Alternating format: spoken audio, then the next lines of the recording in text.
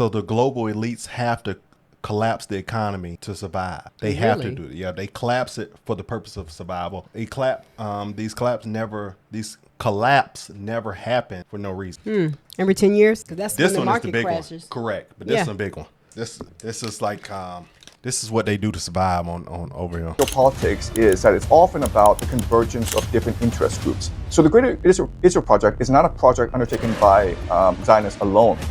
It's heavily supported by the military-industrial complex of the United States, which wants to control all trade routes in the Middle East. You know, Russia and Iran has something called the North-South Corridor. China has something called the Belt and Road Initiative.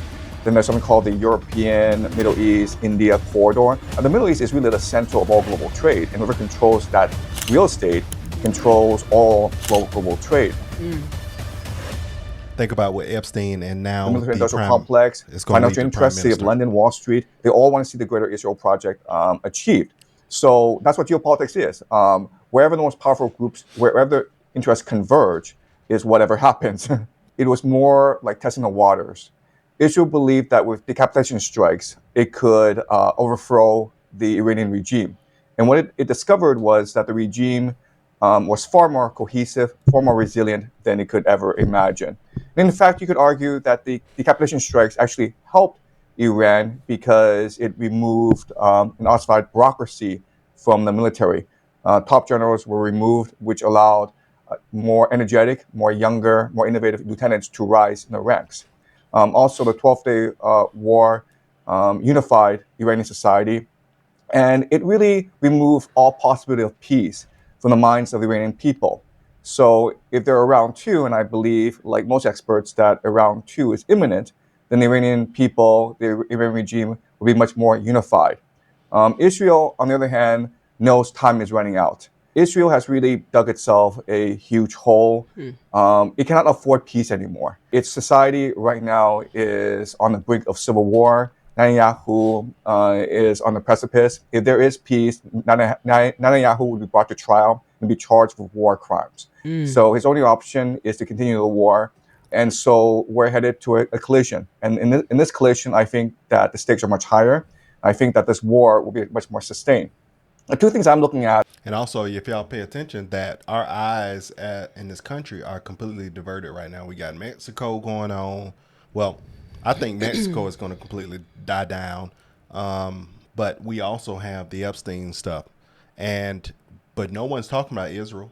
And you barely talking about Iran. True. Which Iran is about to be we're over there right now. And it's about to be a possible strike we're about to do soon. But we're not paying attention to that because we got the UFOs, Mexico, and Epstein. Wow. The second round is, first of all, will Iran close off the Strait of Hormuz? As you can imagine, if Iran were to close off the Strait of Hormuz, it would bring in the entire world. The entire world would be impacted. Southeast Asia, mainly China, South Korea, Japan, get most of its oil from the Middle East, and this would severely hamper the Southeast Asian economies. So that's the first big question. Will Iran close off the Strait of Hormuz? Second big question is the Al-Aqsa Mosque. Now, as we discussed last time, Israel imported 5 red heifers from Texas. And this was like 3 years ago. So now the red heifers all of age. And why you do this is you need to sacrifice a perfect red heifer in order to consecrate the grounds for the building of the third temple, the rebuilding of the Temple of Solomon. To do that, you have to destroy the Al-Aqsa Mosque. And as you can imagine, this would cause tremendous political repercussions throughout the Islamic world. You could see revolution, civil discontent, even regime collapse and overthrow. So these are the two big questions that we would look at. That in geopolitics, the conflict within states is more intense, more great, and more important than the conflict between states. So the question then is, if you're working within a imperial bureaucracy, which is what the United States is, how do you obtain power? The problem with bureaucracies is that they're slow, they're compartmentalized, and they are extremely hierarchical. So the way you manipulate or the way that you cheat in bureaucracies is by forming secret societies. Because secret societies allow for secret coordination, right? So people across departments who don't really know each other, they're working off a same script. And as such, they are able to ascend the bureaucratic ladder because they are able to tell each other apart. And they just help each other. The problem then is, what is a script? A script is often eschatological, a belief in the end of the world. Like whenever you look at the thing that happened in the woods that Alec Jones recorded, when you have all these elites and in these other places where they do that makes sense what he's saying. These are people that are in different aspects of different industries that are probably the richest on earth come together. They might not have anything that they naturally do together, or they do, but this brings them together for global domination. And so for Freemasons, it's the belief in the creation of a world government. For Christian Zionists, it's the belief of the return of Jesus. For religious Talmudic Jews, a faction that we often refer to as the Frankish Talmudic Jews, they want to see the coming of the Messianic age. But the thing is that with all these eschatologies, they have a similar script. So the script involves Israel fighting World War III, the building of the Third Temple, the return of the Jews to the homeland, the coming of the Antichrist. So what is interesting is that these are different secret societies, and they're often in competition with each other. But for the purpose of eschatology, they work together. So, and what's important for us to understand is that these different secret societies are heavily embedded in the American national security apparatus. See, he's even talking about some of these head peoples up on the faith side come together and be in these groups like your Netanyahus and stuff like that. So, you know, when we think about the left and the right, like some of those people, even more than just political. Yeah, it's even more than political. God say wickedness is in high places. So, you know, think how high that is. The leaders of the church. Yeah. Then you have these political parties left and right. These different countries. It's these billionaires. It's crazy when you think about it. CIA, the Pentagon, the FBI. As well as government of Israel. And for the longest time, these secret societies were dormant because they really couldn't achieve their eschatology. But with the collapse of the global liberal financial order, with Brexit, with the rise of Donald Trump, with this war in Ukraine, these secret societies see an opportunity to achieve their eschatological vision. And they're working directly with religious fanatics in the state of Israel. So I would say that Israel is not working alone. I would say that Israel is working very much in conjunction with the national security apparatus of America. Yeah, so what's happening in Gaza, the upcoming war with Iran, the Houthis, Lebanon, it's all interconnected, right? Because Israel sees the Axis of Resistance as one enemy headed by the snake in Tehran. So from a Israeli perspective, all these things are interconnected. And you can make the argument that this pause in Gaza is so that Israel can prepare properly for the upcoming war against Iran. But as you say, this ceasefire, I mean, it's not really a ceasefire. Israel continues to commit atrocities every day.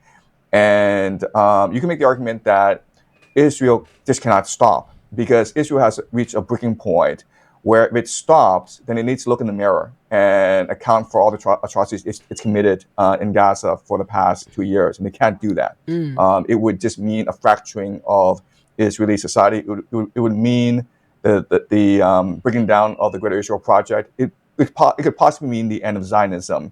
So unfortunately, the situation is that Israel has gone all in. As I've said in previous videos and previous lectures, I believe that what's happening in Gaza is a ritual human sacrifice. And this is something that the Aztecs did, this is something that the Romans did, the Spartans did. You do that because you're at war, and you need to commit your entire population to total war. So if there's ever peace, then there's always a risk that the Palestinians will one day seek vengeance against Israel for what's happened, and the Israelis cannot allow that.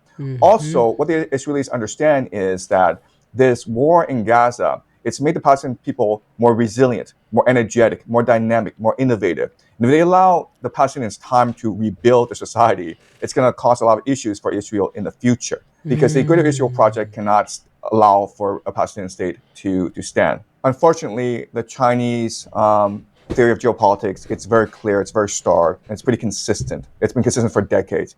China will never, ever interfere in a conflict that does not involve Chinese territory or sovereignty issues. I believe that. It just does not. Truly see it. First of all, it doesn't really have the capacity to fight an overseas war. The People's Liberation Army, it's very much a defensive army. It's meant to defend the territorial sovereignty and integrity of China. It doesn't have a theory of geopolitics. It will be very hard to explain to Chinese why. So it made me think about some of the conversations that Candace Owens was having. That's exactly what I thought about when she was talking about, things that was going on with Netanyahu and the money that was tied into it and the true intentions. This was many months ago, and it also made me think about what was going on in her claims and some of her, evidence that she had in regards to tying Charlie Kirk's, situation. Well, not that situation, but what happened with him, all of that, she's linking it all together. But even before the Charlie Kirk situation, she was talking about, Netanyahu. Just think about when she went on Piers Morgan and, her stance and where she was coming from. And people just thought she was so cold. So, but that's what came in my mind when he was talking about Israel and how they got to play their role. Yeah, and they do. So from a biblical standpoint is why I support Israel, not what Netanyahu does. Also, I don't support Vladimir Zelensky or Vladimir Putin. I feel like these are all men that's at the top that are compromised and evil to a degree. Because just because Netanyahu is the leader of Israel, don't make him on the positive end what God wants. No, Israelites were hard-headed, knuckle-headed, weren't doing right, 40 years worshiping other gods. So that's what I think about when I think about Netanyahu. Okay. Why it's important to get involved in a war in Iran. The Chinese population would not stand for it. And the Chinese doesn't really even have a blue water navy. So the Chinese Navy, it's hemmed in by the three island chains of the United States. So if Chinese ships were ever to go off to the Middle East, then it would be stranded. It could be easily picked off by the American military or the Israeli Air Force. So unfortunately, China cannot involve itself in a war with Iran. But what China sees itself is maybe the last defender of the global order. And so what China would do is try to broker a peace between Iran, the United States, and Israel, even as the war is raging. So that's how China would perceive itself in a possible conflict, that it would be a mediator, that it would try to reconcile these different interests.